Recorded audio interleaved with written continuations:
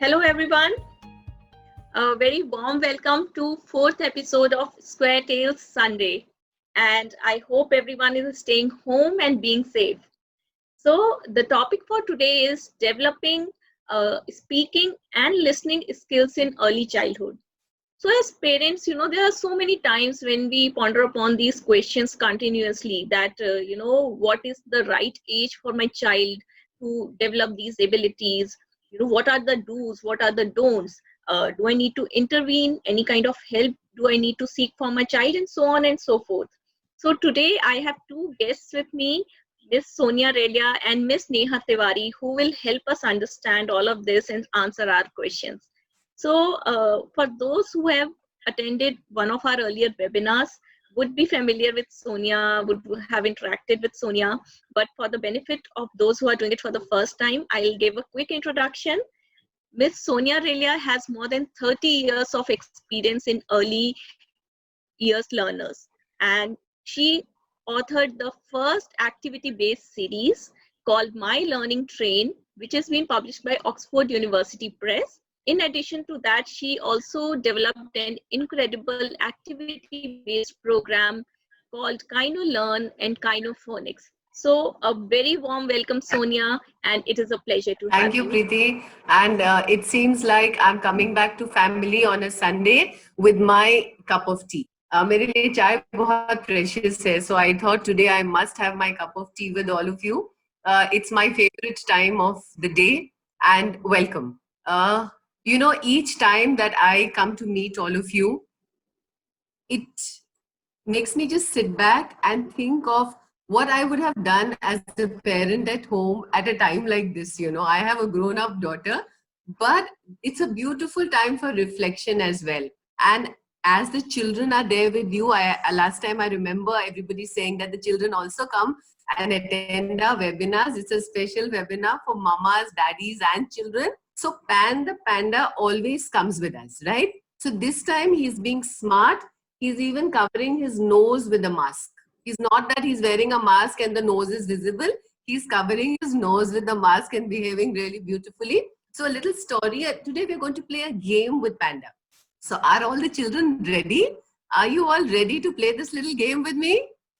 Okay, great. So Pan the Panda is off to play. Now, slowly, all the children are learning how to play with their friends and keep a little distance, and so is Panda Panda. So, he wears his mask every day. He never shakes his hand with anyone on the way. He spreads his arms like that and keeps everybody away and says, "Don't come so close." And if he touches something, he quickly takes a sanitizer or a soap and washes his hands this way. So, Pan the panda is a safe panda, keeps himself safe, keeps his friends safe. And now Pan is going to ask you and is going to tell me something, and we have to do it with Panda Panda. So are we ready? Okay, so are all the children ready? Okay, so jump and say one, two, three. So come on, everybody jump. One, two, three. Now tap your knee. Take your hand and tap your knee. One, two, three, four. Now squat on the floor. Everybody has to squat on the floor when I say one, two, three, okay? So Pan the Panda is going to say one, down, two, up, three, down, four, up, and five. So did you do that? So jump, one, two, three, tap your knee, one, two, three, four, and squat, one, two, three, four, and five. And give your mommy and daddy a high five. Come on. And I'm going to give Neha ma'am, my special friend, a high five. And Preeti ma'am, a high five. There. Okay. Now let's speed it up. Okay. Are we ready? Up and down and up and down and round we go. Left and right and left and right and swaying to and fro. Clap your hands and snap your fingers too. Hopping, hopping, jumping, jumping like a kangaroo. So are we ready? We are going to get faster and faster. Okay. So let's start. Up and down and up and down and round we go. Left and right and left and right and swaying to and fro. have to learn how to listen and speak really well. So don't worry about this time of not reading or writing. Reading is so possible. Just let the speaking and listening be at the forefront. Once that happens, it will all work beautifully. All right. So we must try and do all of that. So I'm going to introduce you to Neha. Give me a minute.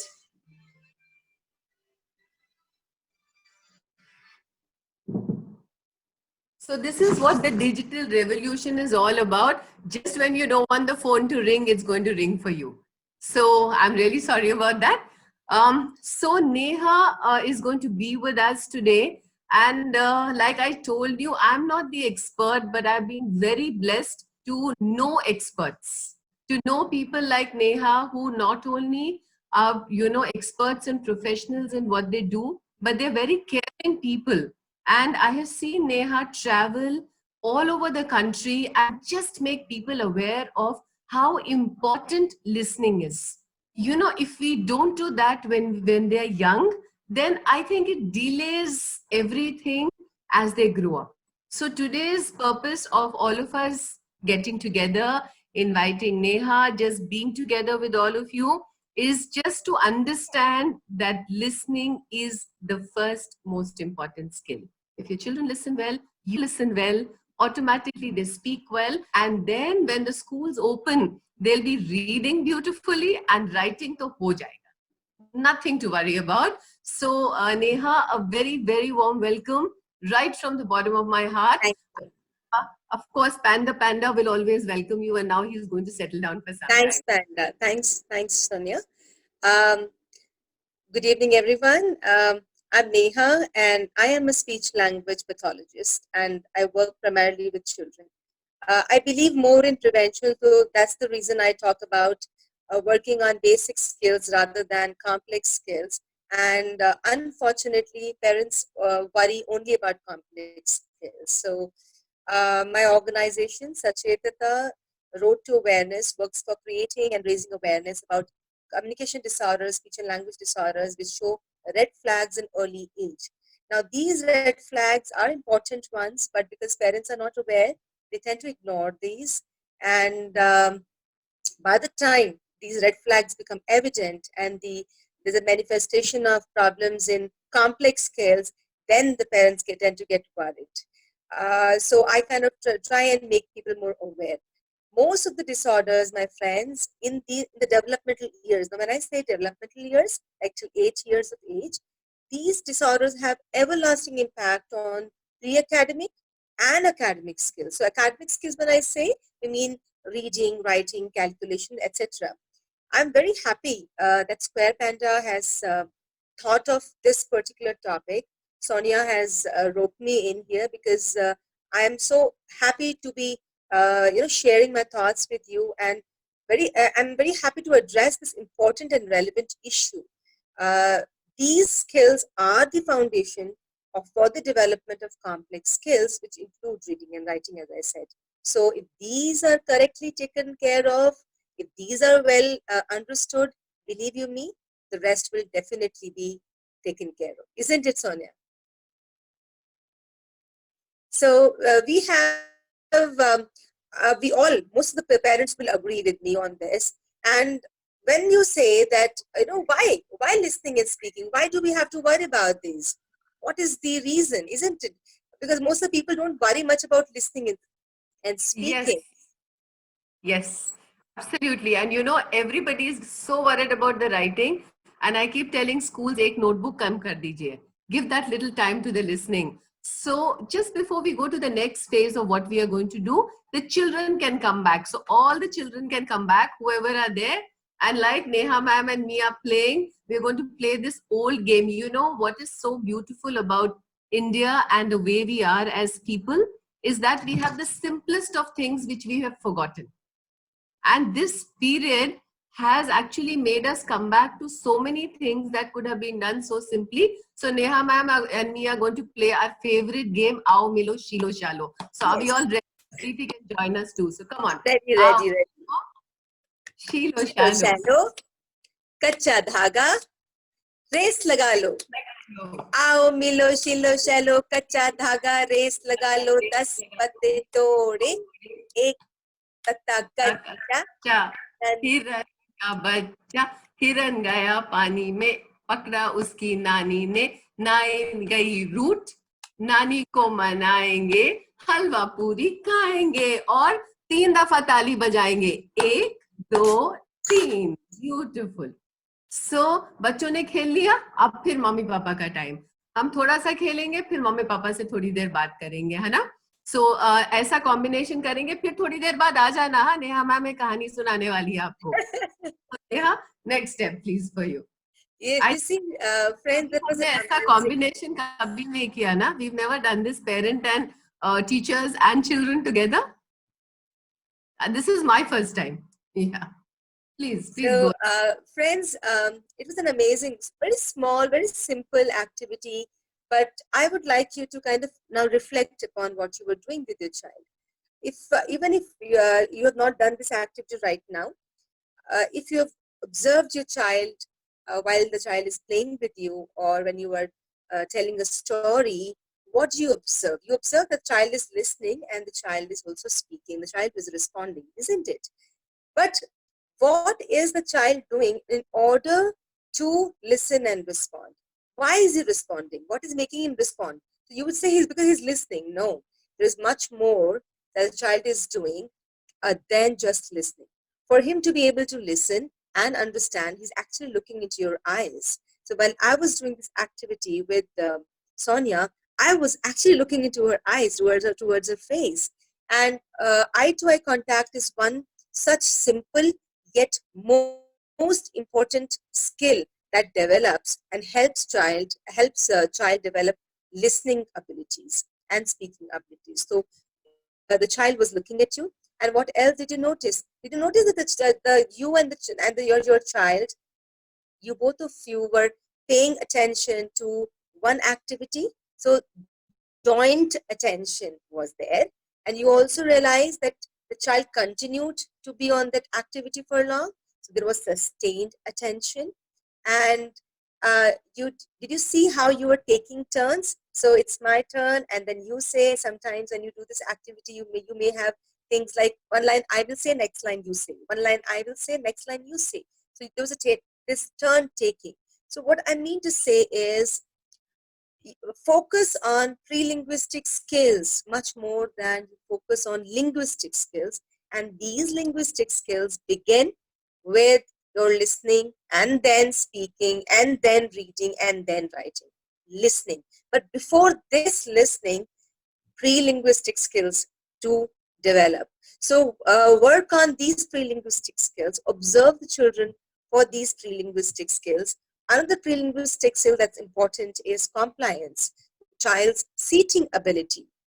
The child should be sitting at one place for some time, even if it is like for 3 minutes time. The child is sitting. That's very important for the child to be able to communicate well, because communication means not that I'm listening to you and I'm off. So all these pre-linguistic skills are important. And the turn taking, again, that I told you. One more thing is, how much of lead are you giving to the child? Are you the one initiating an activity, or you are taking the lead from the child and following the lead? So all these things are important. Remember, friends, there are studies which show that there is a strong correlation between parent sensitive responsiveness and language development. A positive correlation has been found between maternal responsiveness and later language acquisition. Now, question could be that why the skills are important, isn't it? Why are we talking about listening? So you said, okay, fine, listening is important for speaking, and speaking. I'm going to give you the fact here. Remember, there are two important facts. Children with unclear speech. So when children come to us, to speech language pathologists, they have unclear speech, and when we test them, assess them, we find that they have problem in auditory discrimination, in making out differences between two sounds. So they have problem with listening. And those children who have unclear speech, like 30 to 50% of those children who have problem in speaking, they have problem with reading. So there's a direct link between listening. So the listening is not right, the problem will be there in speaking, and if that is there will be problem in reading. There are evidences. So you can Google the evidences. There are ample amount of evidences. What do you say, Sonia? I mean, it makes sense, isn't it? And I'm trying to put it across in a very simple manner. Early literacy is the foundation for all learning. Building on this foundation, our mission at Square Panda is to help every child succeed at early literacy. One of the things that parents may not always be aware of is that learning to read is an extremely complex skill. Not only from a behavioral perspective where children have to attend school for many years to learn how to read, but also from the perspective of the brain where some profound rewiring needs to happen to enable skilled reading. One of the other things that I want to emphasize is that it is very important for children to really get engaged and have fun with the reading process. That is what ultimately will drive their intrinsic motivation to keep coming back and keep learning.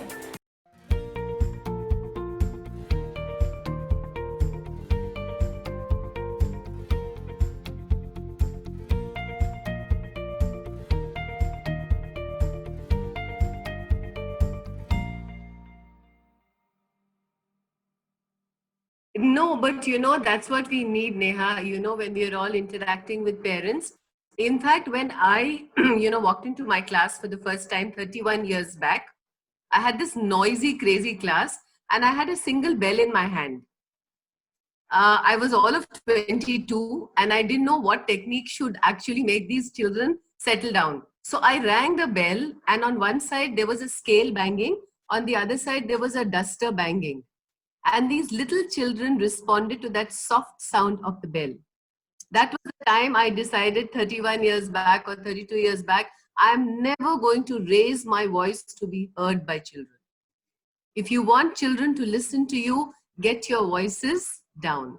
I think older children, younger children, children with difficulties, children with no difficulties, teenagers, babies, all would respond to a soothing voice. And mums, we know how difficult it is. Yes. I know how difficult it is as a mother, but this is a time where just keep your voices soft and happy, right? So, and now the children can come back because Neha is going to tell them a story. Neha, is that the story? So you can just, yeah. So if kids are back and they're looking at me, okay, children, have you heard this story of a crow with food, with chapati, and there's a fox sitting? Have you seen? You must have seen this picture, and your teacher must have told you. If she hasn't, I'm here to tell you. But I have kind of penned it in the form of a poem or song. All right. So. And a beautiful one. पेड़ पे बैठा रोटी खा रहा था, रोटी का वो टुकड़ा चुरा के लाया था, लोमड़ी ने उसको देखा वो भी भूखी थी, पेड़ के नीचे जाके बैठी रोटी चाहती थी।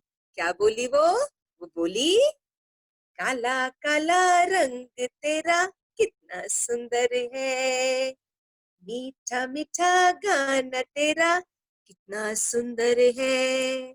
कौवे ने कहा, वाओ कितना सुंदर गाना गाता हूँ मैं, चलो गाना सुना देता हूँ। कौवे ने जब मुंह खोला रोटी गिर पड़ी, लोमड़ी उसे उठाकर जंगल भाग गई, जंगल भाग गई, हाँ हाँ जंगल भाग गई।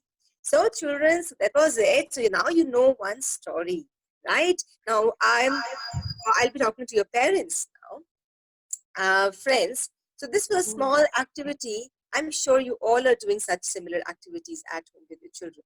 Now, when we are working on the development of listening, it's important if we are very conscious and we are putting in efforts in developing, you see the results will be different. So listening strategies, that means that when you work on listening, you can work on it in two ways.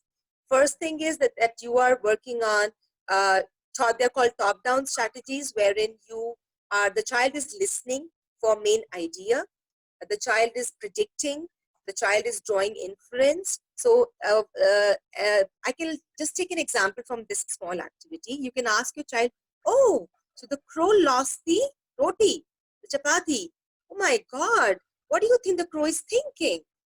And what is the moral of the story? Or what would happen next? So you are actually letting the child grow his imagination and also stimulating language, speech stimulation. Then the next kind of strategy that would include bottom-up strategies, which include looking for specific details. Now, please pay attention to the bottom-up strategies, because that's something I don't see many parents working on, and they are important. These set of strategies are important, particularly for reading. Now, this reading is very important for all of us, isn't it? So these are important for reading. So what do you do basically when you are saying that looking for details? When I say looking for details, I mean let the child hear within word. Let the child get familiar with what the words in the poem are beginning with, what is the last sound, what are the rhyming words here, or what if I say, okay, kala kawa pet pe baitha, what if the kawa is not kala and what if the kawa is safed? Because you don't know what the child can imagine. So how will the song sound if the kawa is safed? The child will say, safed kawa pet pe baitha. So it could be anything. Or what if he had not roti but bread piece in his mouth? So bread kha raha tha. So let the child manipulate. Let the child do things at word level, inside of word level. Let the child manipulate. And these phonological awareness skills are very important for reading. And please work on these things because they are important. I hope I have kind of made you understand. It sounds a little complex, Yes. but it's not. You are already working on these things, but be a little conscious of it. So, Neha, I am listening to you because there are times when I actually train teachers and facilitate teachers. And I think the best thing each one of us can do as a teaching community and a parenting community is that we need to just absorb and become conscious of, oh yeah, I am doing this. So there's so many times, in fact, I was having a chat with Neha for a few days back when we were deciding on the flow of this program. And she said something very beautiful to me. She said that when I'm talking to my children, I turn the screen of my phone downwards. I don't look at the screen. And I make eye contact with my child. So many times you must be realizing that you're cooking and you'll say, bolo, or you're putting clothes in the washing machine and you'll say, bolo. After a few days, the child is going to do exactly that with you. And you'll be lucky if he actually says, bolo, he just may not even look at you. When you enter the house, usually, see, luckily now we are not leaving, but when we enter the house, there is a phone in one side and you're just walking in. So this is also with all working parents, I would say mums and dads, I also would like to convey a little something for the dads today. Special message for the daddies. You know why? Because every time I'm looking at a panel, I'm looking at people listening, there are more women on it. I don't see so much of engagement of the daddies. So this little snippet that I'm going to create for you is for the daddies. So they say that when you walk into your home, walk in with complete commitment to listen. Get phone off, tell somebody I'm entering my home, and look at your little baby in the eye, like Neha said, that little contact, and listen to the child, because the child has stories for you. The child could have had a complaint about somebody, some emotion about something. Listen actively. About the moms listening, and this is no offense, this is not about gender, this is just a changing trend that we want to encourage. Right? So this is the reason why I thought, Neha, that we must bring this part up, saying that prioritize. Many times I hear dads, even in the PTM, saying, suno, wo kya bol rahi hai, madam? Aap sun lijiye na. Jo madam bol rahi hai, wo aap bhi suniye, so that you both can be a part of this. The another little thing that specifically people are asking us, Neha, during this lockdown, there's a lot of stress. So during early years, if the parents don't balance their way of talking to each other, no amount of lecture to the child is going to help. Oh, so true, Sonia. You know, It's very so at this time, the best way, just remember that this child is going to be with you for the next 3-4 months. It's not finishing off tomorrow, right? So we still have another 3-4 months, maybe longer to go. So the child must see a peaceful listening home. If the daddy is saying something, mama listens, and mama saying something, the daddy listens. It's very, important. very important. Very important. Full soft spoken house. If you want to, and I'm not saying don't correct children, be firm with them, but don't shout at them. I think that would be, and Neha will take it from there again. See, I feel, Sonia, very correctly put. Uh, if you actually see, I mean, I don't know how many people here have read psychology. Children learn basically through observation. They learn by experiences. They learn primarily as they grow, and all this new learning is based on past experiences. So when the child is talking to you and you are not looking at the child, he thinks that this is the normal way of communication. And when he does the same thing, we as parents get offended, not realizing that we have modeled,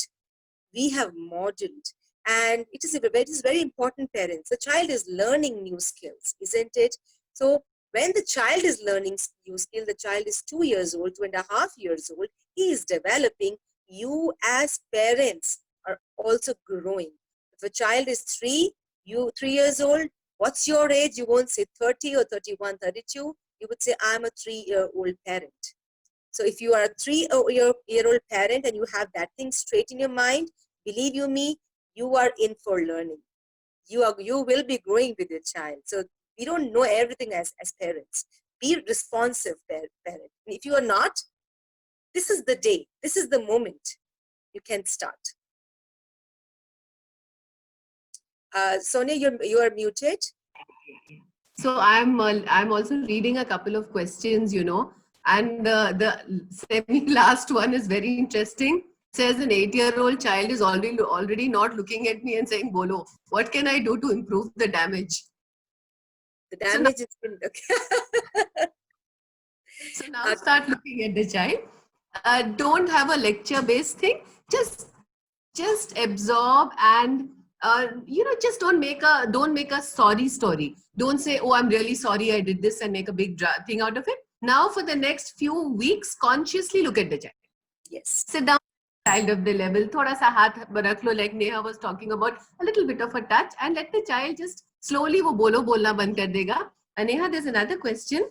It says that she has a 23-year-old toddler and 23 old toddler who utters only the first syllables, you know, and this is what you were saying, to speak within the words. So I would also suggest, like now that, I mean, we have another at least 5, 6, 10 minutes with us. So if you could tell us the red flags, because many of the questions are struggling, like there was one sentence that Shalini is asking, that the child is struggling to make sentences even after the child is almost 7 or 8 years old.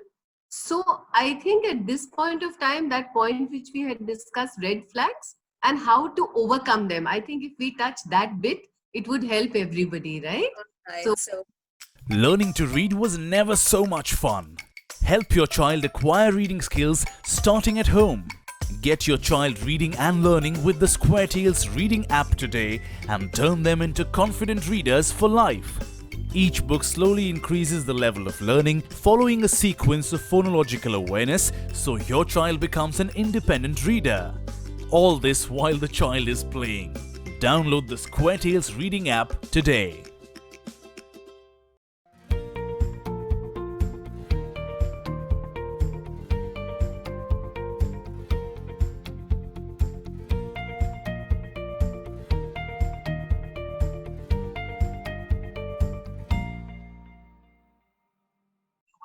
So, friends, see, there are many red flags, but I'm going to point out the ones related to the questions and the most evident one that you can pick.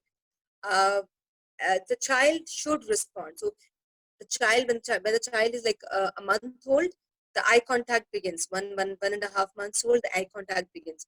Look for pre-linguistic skills. They should develop. So, and if they are fine, they are right. So first red flag is the eye contact is not there. The child is not paying attention. So all these pre-linguistic skills are compromised, they're affected. Second red flag is the child is not responding to sounds. That means the child is maintaining contact, the child is looking at your face, the child wants to communicate, but he's not responding to sounds. So he's not responding to the sounds, environmental sounds or verbal sounds. There could be some problem there. Third red flag is the child has started to speak late. And this is another big topic to debate on. These days, parents are speaking less. There are no dadimas and nanimas around. So the parents are speaking less. And the children also speak less. And there's a delayed development. And if there's delayed development, if you see the ladder, LSRW, listening, speaking, reading, writing, yes, it is the one that is affected. So that's another red flag, delayed development of speech. Fourth, very important, unclear speech. The child is not clear and all his peer group, children of his age, and please don't compare a girl with a boy. Please compare a girl with a girl and a boy with a boy. And remember, there's no specific age for mastering any sound. There's always a range of age. So when we say the child should say k by the age of, say, 2.5, I would say it would be somewhere 2.5 to 3 years. So don't be panicky, but keep your ears open. And as soon as the child hits the maximum of the limit of the age, consult. And fifth red flag would be the child's inability. The child is speaking fine, but the child is not able to utter complex or polysyllabic long words which have various parts, which have more than 2 parts. Something like calculator. So calculator. So there are 4 or 5 parts to it. So those are five important red flags. Now, what to do with a child who is not speaking? The child is having the language is not adequate. The child is delayed. First, very important technique is use echo method. Echo method is whatever the child says. The child is not saying word. He's supposed to be saying word at his age, but he is not saying. He's using syllables. The child doesn't know that he's using syllables. Most of the time, the child is just looking at your response. Please use echoing. It's the first important. The child says, suppose milk, he's saying dudu or do. So, oh, do, you want dudu. So what we use 2 strategies here. You echo it back to him saying you heard him, and then you basically model the correct utterance. It could be dudu or it could be dood. So these 2 things go side by side. Do not ignore what the child, do not correct, echo and accept that utterance. Make the child comfortable. Yes, I heard it, you said it, and I'm echoing it. This is how you sound, because the child doesn't know how he sounds. So this is how you sound, and then you are modeling right response for the child. Another beautiful strategy that you can use is use binary choice. Use 2 choices. And I've seen children, I've seen parents, you want to go out? This is how, you want to go out? You want to go to the market? And the only option the child is left with is yes, no. So don't use many closed set questions, use open set. Okay, so if not so much open, because you know the child will not be able to say on his own, you give him 2 choices, like, okay, so you want to go to the market or you want to go to the park? So instead of saying just yes and no, the child will say market or park. So you are building up the output of the child. So that's a very important, simple strategy that you can use. I'm sure you must be using also. One more strategy, Sonia, I would say is repetition. You can make the child repeat after you, but not often. But not often. That's not something I highly recommend.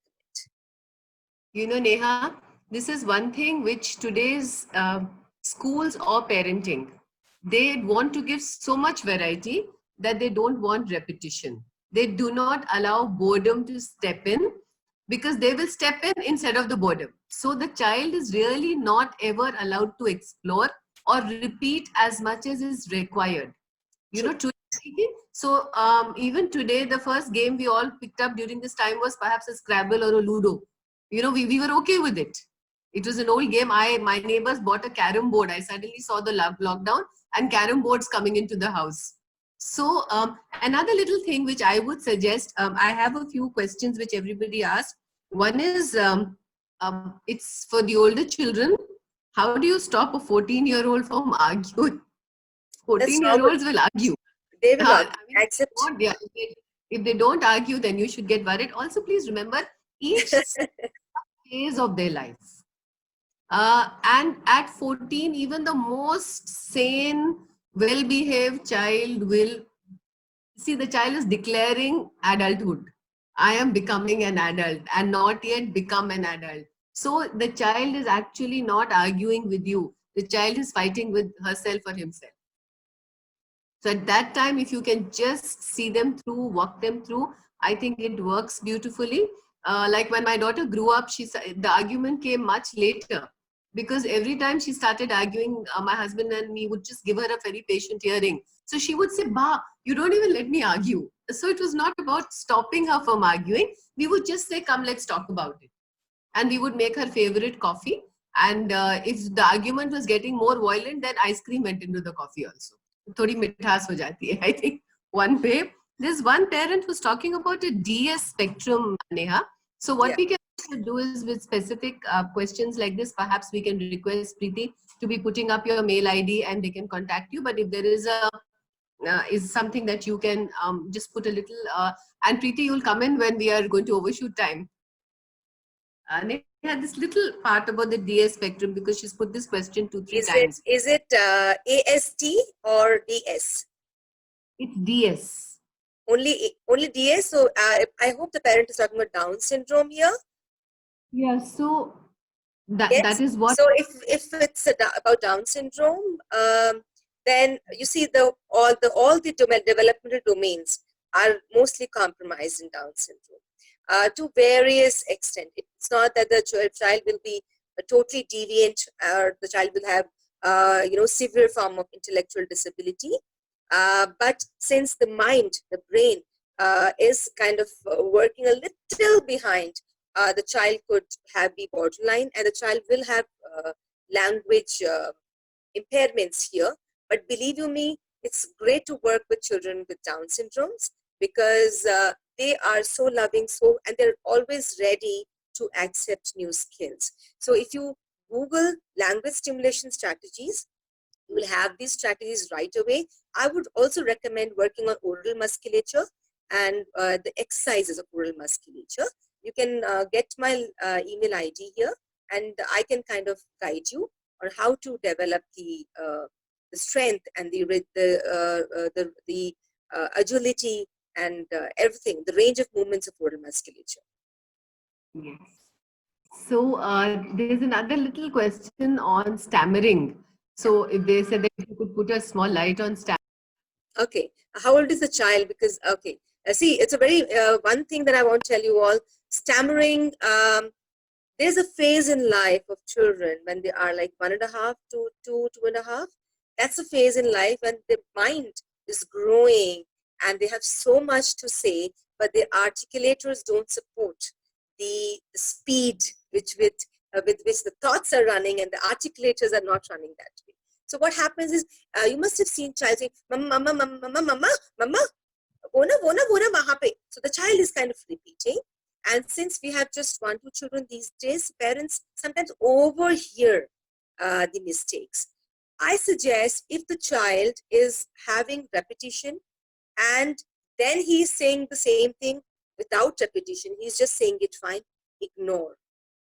Only problem between the this is called normal non-fluency, it's a normal developmental phase.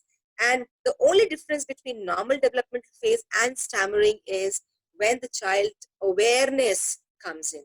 The moment the child is aware that, oh, I'm repeating something, the child becomes conscious.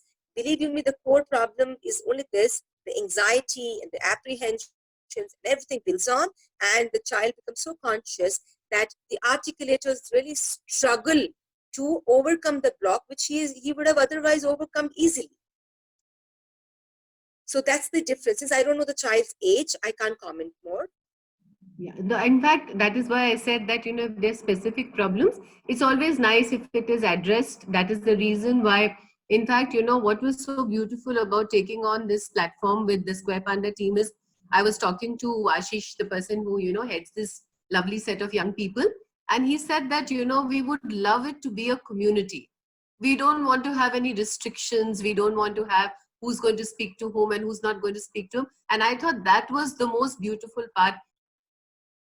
And I think that is how a person like Neha also walks in, you know.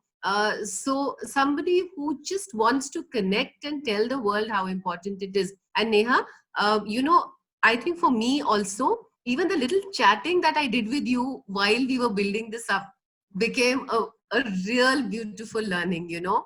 And Sonia, thanks a lot. Thanks to you, in fact, because I keep knocking doors to let me in. And thanks a lot to connect, and I'm so glad, I'm so thankful to the Square Panda team to have me here, and thanks a ton to Sonia.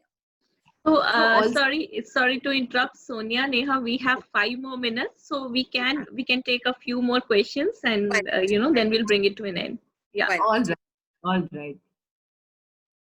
So all right. So there are a few questions which I am coming across with everybody. Is that, you know, where the children are becoming stubborn, they're throwing tantrums, they're blabbering, you know. So these are all, and during this period, I'm also seeing specific questions like they're getting upset during this period. What is it, Neha, that we can do? Because it is a really tough time. Moms are working, they're working 1 into 2, dads are working. There is no help around. What is it that we can do to help these children? So there's one thing that I would suggest is a little mirror. You know, put a mirror somewhere at the level of the child if you have a mirror at home, or get it from some local shop, because now shops are opening. It's a great friend to your child. The children actually can spend a lot of time, and also when, you know, they speak, put them in such a way that they can see themselves as well as your lips. The lip movement is so important for children who are having listening difficulties. Am I right on that, Neha? If you could just elaborate on this. Sonia, I feel at this point of time, when even the parents are stressed and children are all the more stressed, it's just that they don't have much of they don't know how to channelize, and believe you me, not many parents are helping here. So because parents are also struggling at their end, I feel the moment you feel that, you know, you are bogged down as a parent, just think that you are being hooked by anxiety or negative thought or busyness, but it is hooking you from what is it taking you away from? It is taking you away from what you love to do. Otherwise, you love to be with your children, you love to listen to them, you love to, so it is taking you away from that. So the moment you feel that hook is coming and hooking you away, please accept that you are getting hooked back, but at the same time, listen. Even if something else is happening in you, you can at least pretend to listen patiently and be an active listener. Amazing small strategy I'm giving you, parents. It works amazing. The moment child goes, Mama, kya hua malum kya hua? Us ladke ne na usko aise kar diya. Ya Mama, malum hai, you can take Nobita ne usko aise kar diya. You have something else in your mind, probably you're cooking, you have something. Oh, is it? And just repeat what the child has said to you. Just repeat. It's a very small strategy which kind of gives assurance to the child that I have been heard right. Echoing comes here. And if you don't know how to respond later, just, yes, be an active listener. You can at least pretend to be an active listener. So even if you're getting hooked back, just pretend and enjoy that moment of pretending Because slowly and slowly, believe you me, you slip into this pretending mode very easily, and your child will enjoy it. You know, Neha, so after speaking with you, you know, when the Square Panda team told me that we need to, you know, that there are people who would want to listen to us over a period of time. So the next week, what we are planning to do is to continue this beautiful beginning that Neha made. And we are going to bring you something that says happitude. So growing happy attitudes. How would you do that at this point of time? What I had thought was I must try and bring you things in the order that I felt they're important. So before the happiness came, it was important for the child to have the ability to listen and just be. So that is how I thought we'll take the flow. So we are going to look forward to seeing you the next week. And Neha's, and we call Neha back whenever we need her again. Yeah, so thank you, Sonia. Thank you, Neha, for such a wonderful session. You know, I have a little one at home, and I was sort of constantly nodding along at multiple points in the video, you know, in the call, in the webinar. And yeah, there are so many little things which we don't notice, which go unnoticed as a parent. And but if we try to pay attention to those, there is a lot of difference that we can, you know, bring to the development of our child. So this was a very informative, a wonderful session. And, you know, thank you so much once again. And thank you to all our audience. Like Sonia said, we have another session on next Sunday. So please join us. And thank you everyone for your time.